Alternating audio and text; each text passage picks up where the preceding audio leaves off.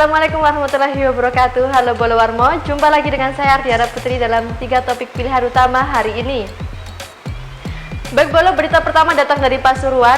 Seorang pria asal Beji berlagak dukun dan menyuguhi kopi beracun dan menguras harta korban. Seorang pria berlagak dukun menipu seorang pria di Purwosari, Kabupaten Pasuruan. Selain merampas harta, orang pintar ini juga membunuh korbannya dengan mencampurkan minyak kasturi di kopi korban. Diketahui orang pintar bernama Hendro Mawan Suryo alias Ahmad Sadewa, 37 tahun, asal desa Cangkring Malang, Kecamatan Beji, Kabupaten Pasuruan. Pelaku ini berhasil mengambil harta korbannya setelah meracuni kopi dengan minyak kasturi yang diduga mengandung zat berbahaya. AKBP Rizal Martomo, Kapolres Pasuruan mengatakan pelaku sudah melancarkan aksinya di 4 tempat berbeda. Untuk yang terakhir ini, Sadewa memulainya dengan berkenalan dengan korban melalui media sosial. Ia mengaku sebagai orang pintar yang bisa membantu masalahnya. Dijelaskan juga pelaku telah melakukan aksi di berbagai daerah, diantaranya di Gresik, Lamongan, dan Beji. Namun dari 3 lokasi tersebut korban tak ada yang meninggal, hanya sebatas pingsan. Polisi sampai saat ini masih menunggu hasil uji lab untuk mengetahui kandungan zat di dalam minyak kasturi itu sehingga dapat melayakkan nyawa korban. Sementara itu, si orang pintar ini terkena pasal 338 subsider 365 KUHP dengan ancaman hukuman 20 tahun penjara. Kita beralih ke berita kedua Bolo. Datang dari Keraksaan, kisah M. Ansori, pelajar difabel multitalenta dari SMA LB Dharma Asih Keraksaan. Usianya 16 tahun, lahir pada 3 November 1992. Masih sangat muda, tapi semangatnya melalui hari demi hari cukup menyentuh hati. Tiap hari pukul 3 WIB, M. Ansori sudah bangun dari tidur lelap. Usai membasuh muka dengan air yang begitu dingin pada dini hari, siswa kelas 8 SMA LB Dharma Asih Keraksaan itu menunaikan ibadah sholat sunnah.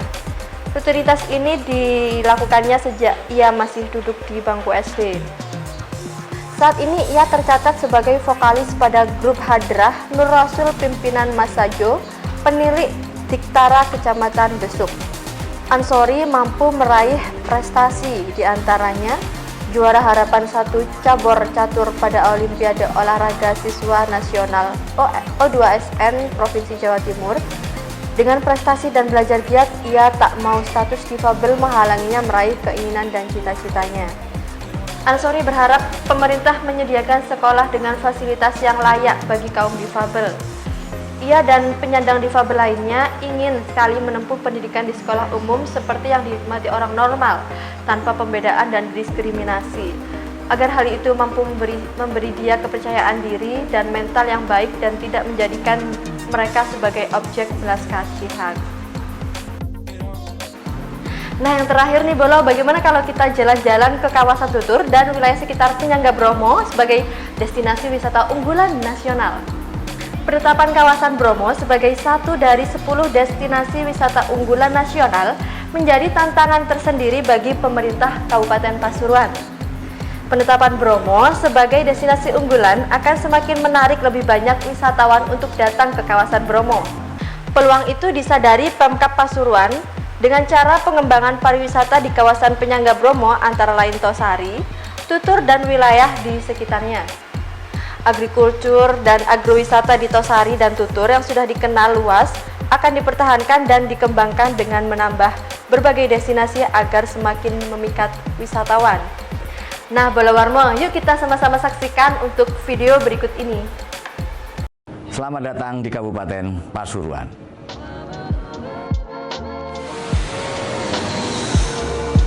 Berkunjung ke kampung kelahiran orang tuaku di Kabupaten Pasuruan, Jawa Timur, boleh jadi adalah perjalanan panjang yang tak pernah kurencanakan sebelumnya.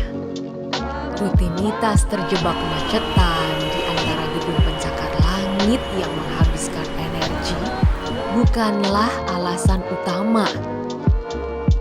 Perjalananku kali ini sengaja untuk menyusuri tempat di mana kedua orang tuaku dibesarkan. cerita indah tentang masa kecil hingga mereka bertemulah yang memaksaku untuk terbang jauh dari ibu kota. Dari sinilah cerita perjalanan ingin kubuka.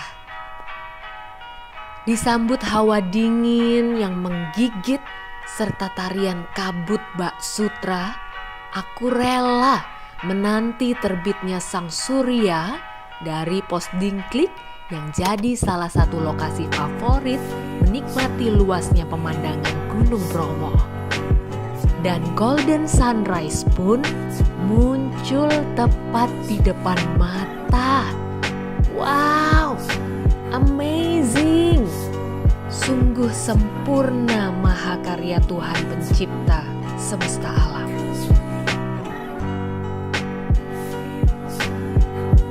Aku bersyukur awal perjalananku kali ini, deru ribuan kendaraan all-wheel drive ikut mengiringiku menerjang lautan pasir seluas 10 km.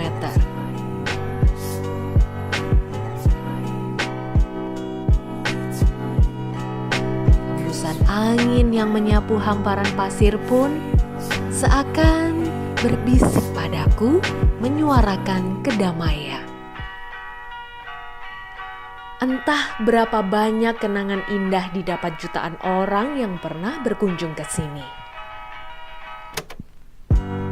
Masyarakat yang ramah juga mengantarku ke Taman Bunga Edelweiss yang kondisinya terancam punah. Kepedulian pada alam menumbuhkan semangat warga untuk menanam bunga abadi. Harapan yang sama pun dipanjatkan agar tetap semangat dalam kondisi apapun. Tak hanya itu, berbagai event kesenian dan olahraga hingga tingkat internasional pun digelar secara berkala, mampu menyedot animo wisatawan dari berbagai penjuru negeri.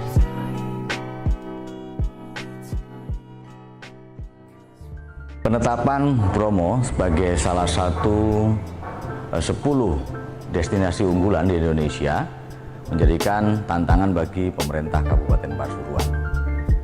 Kita akan menyiapkan beberapa wahana-wahana wisata sebagai penyangga Bromo sebagai unggulan wisata di Indonesia ini.